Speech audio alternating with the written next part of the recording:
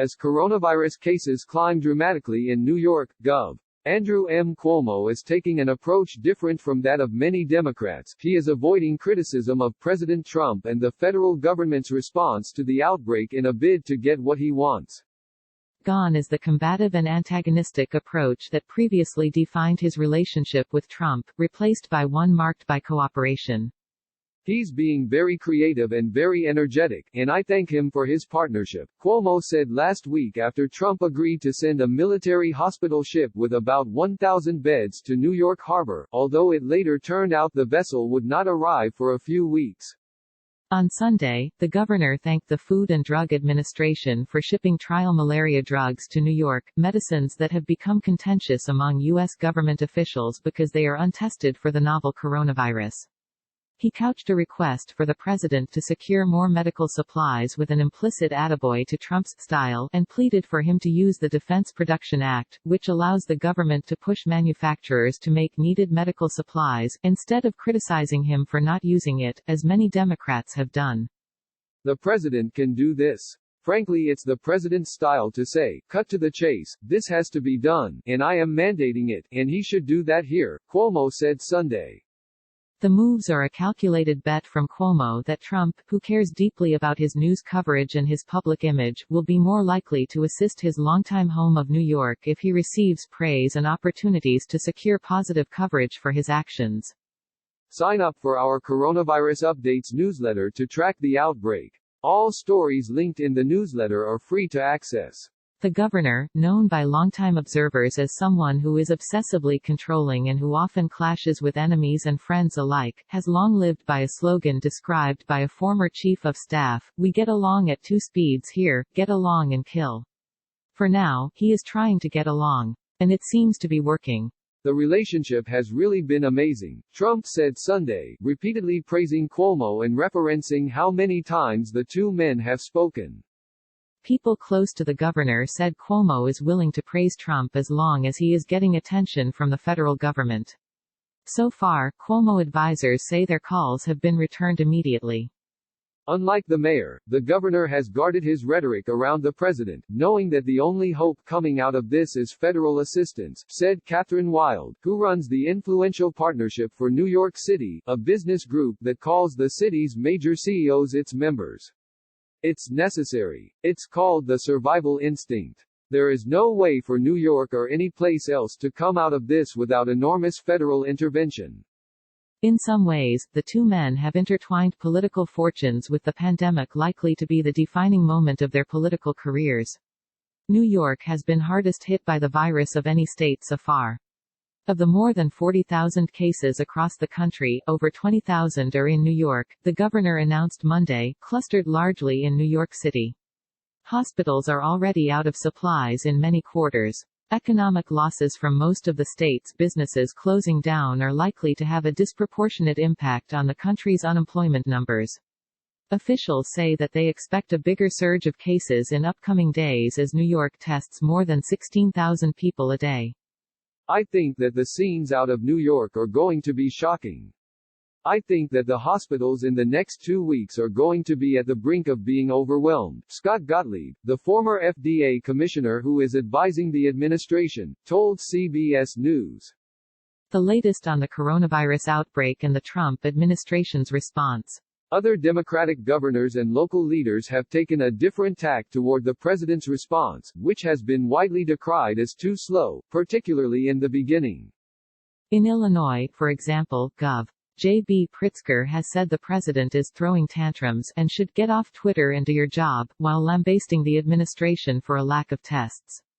New York Mayor Bill de Blasio, a frequent sparring partner of Trump, has eviscerated the president repeatedly. Michigan Gov. Gretchen Whitmer said Sunday that it would be nice to have a national strategy. The President of the United States is from New York City, and he will not lift a finger to help his hometown, de Blasio said last week, referring to Trump as the Herbert Hoover of his generation. Trump has attacked Pritzker, called Washington Gov.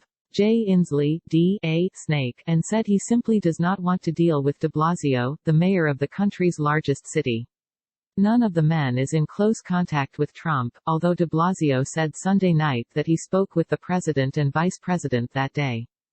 Cuomo, who is from Queens like the president, has instead called him repeatedly, discussing specific problem areas in New York with Trump and even engaging in small talk with the president, who often goes on discursive soliloquies about the day's news, according to people familiar with their calls who like others spoke on the condition of anonymity to describe the private conversations.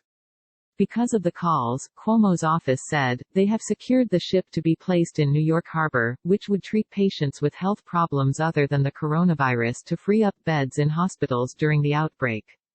State officials also said they receive calls back almost immediately from a range of agencies. As coronavirus spreads, so do doubts about America's ability to meet the moment. Additionally, Trump on Sunday said he would approve the construction of 4 emergency hospital sites in and around New York City. The 4 temporary sites would have 250 beds each to start, and Trump also said he has ordered the Federal Emergency Management Agency to ship mobile hospital centers to New York, as well as California and the state of Washington. This week, he saw there was real good to be done for his constituents if he or she were the first to spot the opening with Donald Trump, said Stu Loeser, a prominent New York strategist and longtime press secretary to former New York Mayor Mike Bloomberg. There are 50 governors and 20 or 25 major mayors, and it's no surprise that Andrew M. Cuomo struck first. It's why he has long been successful in public life. A White House official said the vice president has spoken to Cuomo 5 times, along with calls with Health and Human Services Secretary Alex Azar. A New York state official said that Cuomo and the government are working under the assumption they will not get much help from the federal government, but that criticizing Trump could jeopardize any help they could receive. The president hasn't said no to us yet, the official said. Trump is closely watching the numbers across the country and has paid particular attention to New York. He has applauded Cuomo internally for not going along with a push from some Democrats, including de Blasio, to force the entire city to shelter in place. Trump has told advisers that he appreciates Cuomo's praise on TV, giving him the bipartisan kudos he loves, and that they should pay special attention to New York, White House officials said. Joe Biden has a Democratic problem. The Democratic governors of the 2 largest states have been collaborating with the White House and have been complimentary of the president's decisive actions and responsiveness to their very enormous needs, said Kellyanne Conway, counselor to the president, referring to Cuomo and California Gov.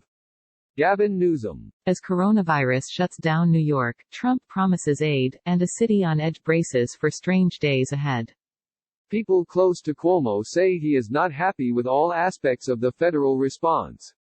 For example, the state had to spend months setting up its own testing system without help from the federal government, pushing state labs to create a test after significant cajoling of the federal government, which was slow to grant approval.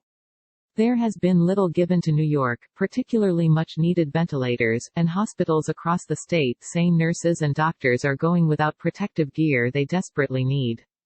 Cuomo has called for the federal government to streamline bidding on protective gear like masks, saying the state is paying 7 times more than it would otherwise because so many states are bidding on the products. Trump said on Sunday that New York has received 186,416 N95 masks, 444,078 surgical masks, 84,560 face shields, 68,944 surgical gowns and 245,486 gloves. And while Cuomo has avoided directly criticizing the Trump administration, he has consistently and publicly pushed for more to be done and more quickly. Despite the current bonhomie, Cuomo and Trump could begin fighting any minute over the approach, people close to both men said, because of their previously topsy-turvy relationship while Trump has been in office. At times, they have dined together, with the president even calling Cuomo, my governor. But they have repeatedly clashed on policy issues, with Trump complaining that New York officials are seeking his tax returns and investigating him and his business while attacking his policies, such as on immigration and health care. Along with Trump, Cuomo's response to the coronavirus outbreak has won plaudits from other unexpected quarters, including the Reverend Al Sharpton, the city's business community, liberal activists who usually clash with him and even some Republicans. In a survey commissioned of 150 business leaders by the Partnership for New York City, 97% said they had confidence the state could effectively manage the pandemic, compared to 61% confidence for the federal government. Cuomo's daily news conferences have received praise from unlikely quarters, including former UN Ambassador Nikki Haley, a potential Republican presidential nominee in 2024.